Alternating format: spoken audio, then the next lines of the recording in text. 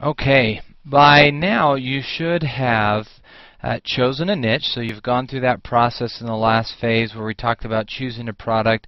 You should have done the research and found the right niche for you and narrowed it down to that one niche that you want to promote. Now it's time to start setting up our website. And so in this phase we're going to talk about everything you need to do to get a website up that will convert for you, make sales and whatnot. And one of the first things that we need to do is choose a name for our website. So we're going to talk about your domain name and how to get that set up and how to choose a good domain name and all that comes along with that. So first, just some of the common questions that people like to ask. And the first one is just, should I get my domain name right away when I start my business? And the answer is no. Okay, because you want your domain name to match your product or your niche that you're in. So you want to do that research for your website's niche and know the keywords that are related to that niche, because if you can have a domain name that uses the keyword phrase in it, that's much better for you. Okay. Another common question is, does my domain name have to be the same as my registered business name? And the answer again is no. So if your business name is XYZ LLC, your domain name does not have to be XYZ LLC. Your domain name is going to be, again, tied to the niche that you've chosen to market. And some of the more basic questions is, what is a domain name? Okay, and so the best way I could describe that is it's simply just kind of a address, right? And here's an example. If I were to invite you to my house to go to a party, and this was the first time you were coming to my house, I would have to give you the physical address. So I'd say something like, go to 1427 West Street. And that's the physical address. You would know how to get to my house. You could plug it into a GPS, whatever you need to do, but you could get to my house because that's the physical address. Well, on the internet, that's what we call your URL. Okay, your URL. Your domain name is something like, if you'd now been to my house and I said, hey, the party's going to be at my house, or the party's at Joe's house. Well, because you know where Joe's house is, you know where my house is, I don't need to give you the physical address because you now have Joe's house, and that's kind of the vanity name, if you will, but the name that you represent with that physical location. So it's the same on the web. Your domain name is that vanity name, or that name that actually attaches to that physical URL and gets you to the same spot. So you want to pick a good domain name, and that's kind of what this video is going to walk you through. And then, what type of domain name extension should I register? There's a bunch of different types, but there's really three that I'd suggest you use. Obviously, first I want you to use a .com. If you can get a .com, use a .com. If your .com is not available, or any alternative using a .com, then go for a .net. If you can't get a .net, get a .org. But other than that, I really don't want you using any other extensions like .biz or .info or .co, the new .co, or whatever it may be. I don't want you using those because we're so accustomed to .com. That's the preferable extension.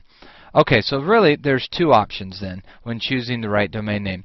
The first is you want to be short and memorable, so keep a very short domain name and have it something that people can remember.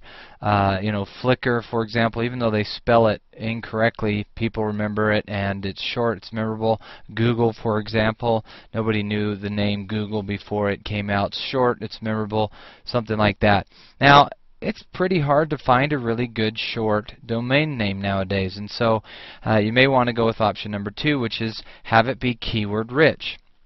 So if I were selling you know, noise canceling headphones, then my domain name might be noisecancellingheadphones.com. Now I know that sounds pretty long, but it's very, very keyword rich. It uses the searches or the keywords that people would be searching for in Google, so you're going to get some benefit by having a very keyword rich domain name. So those are your two options, either short and memorable or keyword rich. So here's what we're going to do. We're going to, step 1, identify the niche. Okay, which we already talked about in phase 2. We've identified the niche, we know what we want to sell. Number 2 is you need to identify related keywords. We've given you a preview to that by using the Google keyword tool. So you're going to go to Google, type in Google keyword tool, and you're going to find related keywords or keyword phrases to your niche. Step 3 is start to brainstorm domain names for your site. And in this phase, create a list of possible domain names. And remember to use those keywords that you've decided, add helper words like my, your, by or online at the end of it. Maybe those types of things can help get a keyword-rich domain. And then use derivatives. Okay, if you have to use derivatives. And then finally, add any other ideas that you might have. So start brainstorming a list of all these different possible domain names for your site. Step 4 is then to go check and see if any of those domain names are available. Okay, so we want to go to GoDaddy or wherever you're going to register your domain name and check and see if those domain names are actually available. And if so, go ahead and register the domain name. Now, if there's multiple, you may want to think about registering all of them. If not, just go ahead and register the one that you've settled on after brainstorming, and if it's available, go ahead and register that domain name. And in the subsequent video, I'm actually going to show you how to register a domain name. And then just a couple don'ts that I want to point out that I don't want you to do when choosing a domain name is, first, don't buy the premium domains. These are people who have bought really good domain names, probably shorter domain names, and they're going to be keyword rich, but they're charging you anywhere between $800 to several $1,000s to buy this domain name. So don't buy premium domain names. There are instances when you may want to, but that's the rule. Buying premiums is something we don't want to do. So that's the rule rather than the exception. The exception would be, okay, you found a really good premium domain name, you have the available funds to do it, and it would probably help your business. All right. Okay, and then don't buy misspellings of your domain names. I know some people misspell the keyword, but you want to not have people lose credibility because you've misspelled the keyword or big term in your business. Okay, and then try to avoid numbers in the domain name, like doneforyou.com, like you see on the screen. So try to avoid those type of domain names as well. And then don't abbreviate in your domain names. These are just some of the things that you'll see happen, but we really don't want to do. So again, identify your niche, identify related keywords, brainstorm domain names, possible domain names, check the availability, and then register those domain names. And make sure you're not buying misspellings or premium domain names or abbreviating or using numbers in your domain name, and you'll be able to find a really good domain name that's going to be descriptive and keyword rich for your business.